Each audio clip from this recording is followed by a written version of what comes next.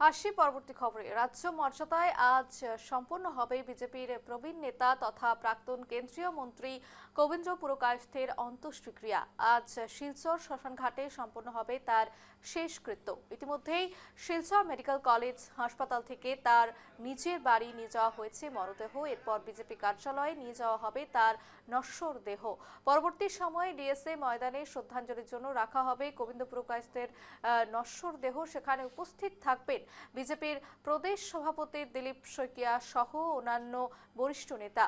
উল্লেখ্য, বুধবার বার্ধক্যজনিত কারণে 94 বছর বয়সে শেষ নিঃশ্বাস ত্যাগ করেন কবীন্দ্র পুরকায়স্থ। 1998 সালে অটল বিহারী বাজপেয়ীর ক্যাবিনেট মন্ত্রী ছিলেন কবীন্দ্র পুরকায়স্থ। একেবারেই বলা যায় যে উত্তর পূর্ব ভারতের পিতামহ হারা এবং অভিভাবকহীন একেবারে আমরা খবর সম্পর্কে আরো জানবো। এই মুহূর্তে আমাদের সঙ্গে রয়েছে বিক্রম সরকার। বিক্রম, তুমি এই মুহূর্তে কোথায় রয়েছো এবং যেমনটা খবর উঠে আসছে যে আজ রাষ্ট্রীয় মর্যাদায় অন্ত্যেষ্টিক্রিয়া হবে, এবং এই মুহূর্তে তুমি কোথায় রয়েছো এবং কি কি আর আপডেট রয়েছে?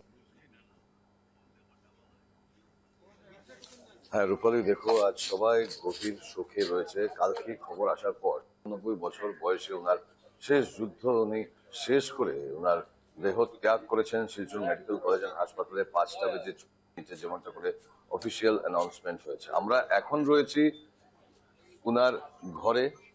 সকাল 8টা বেজে 15 মিনিটে ওনার মরদেহ নিয়ে আসা হয়েছে ওনার ঘরে। প্রথমে এই ঘরে ওনার যে শেষ রিচুয়ালস হিসাবে যে কাজগুলো আছে সেটা করা হচ্ছে। এখান থেকে বিজেপি কার্যালয়ে, কাছাড় ডিস্ট্রিক্টের বিজেপি কার্যালয়ে নিয়ে যাওয়া হবে ওনার নশ্বর শরীর। ওখানে যারা লিডার্সরা রয়েছেন, কর্মকর্তারা রয়েছেন, তারা ওনাকে সম্বর্ধনা বা সমবেদনা জ্ঞাপন করবেন। তারপর ওখান থেকে বডি নিয়ে যাওয়া হবে, ওনার নশ্বর দেহ নিয়ে যাওয়া হবে শিলচর জেলা ক্রীড়া মাঠে। ওখান থেকে বিকেলের দিকে শ্মশান ঘাটে নিয়ে যাওয়া হবে ওনার শেষকৃত্য করার জন্য। আপনারা দেখছেন, আমরা দেখাচ্ছি এইখানে প্রচুর লোক, শুধু জাতি বর্ণ দল নির্বিশেষে এখানে লোক এখানে এসছে। উনি শুধু একজন রাজনীতিবিদ তো ছিলেনই, কিন্তু তার সাথে উনি একজন বড় মাপের অধ্যাপক ছিলেন। বড় বড় যারা দিগ্গজ, যাদেরকে বলা হয় লিডার্স এর মধ্যে উনি ছিলেন প্রতিষ্ঠাপক, পিতামহ স্বরূপ। উনি নর্থ ইস্টের, ওনাকে মানা হয় সংঘের সাথে জড়িত ছিলেন।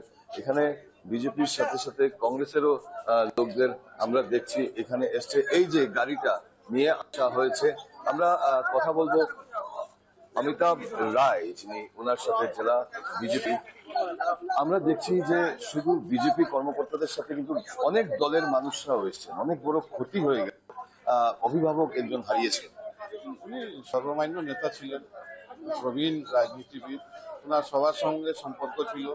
রাজনীতির ঊর্ধ্বেও উনি ব্যক্তিগতভাবে, সামাজিকভাবে অনেক কাজে নিজেকে জড়িয়ে রেখেছিলেন এবং দীর্ঘদিন উনি শুধু বরাক উপত্যকা না, সমগ্র উত্তর পূর্বাঞ্চলকে ভারতীয় জনতা পার্টি নেতৃত্ব দিয়েছিলেন। আর সত্যিকার অর্থে আমরা আমাদের এক অভিভাবককে হারিয়েছি এবং এই ক্ষতি অপূরণীয় ক্ষতি আমাদের জন্য।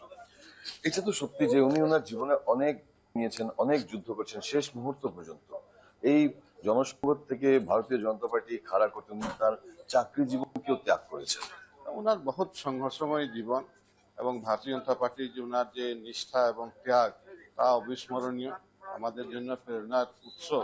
এবং মনে করি ওনার যে ভারতীয় জনতা পার্টির যে অবদান এবং ভারতীয় জনতা পার্টিকে এই জায়গাতে, এই অঞ্চলে নিয়ে যাওয়ার জন্য ওনার যে অবদান আছে, তা আমরা কোনোদিন ভুলব না এবং উনি চিরদিন আমাদের জন্য একটি প্রেরণার স্রোত হিসাবে থাকবেন।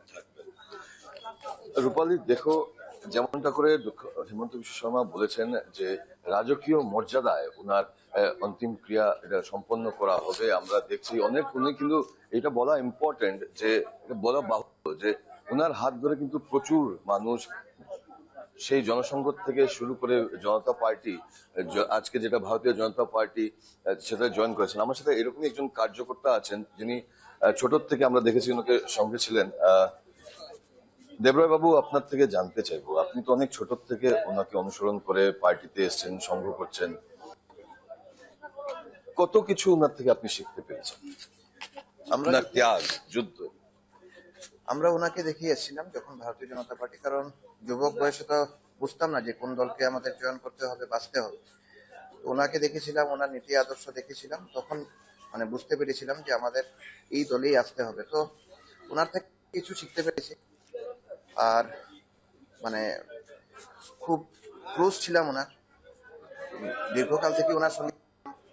আর সব থেকে বেশি খারাপ লাগছে যে আজকে মানে উত্তর পূর্বাঞ্চলে মানে যে লস ক্ষতিটা হয়েছে সেটা কখনোই ভারতীয় জনতা পার্টি সেটা পূরণ করতে পারবে না।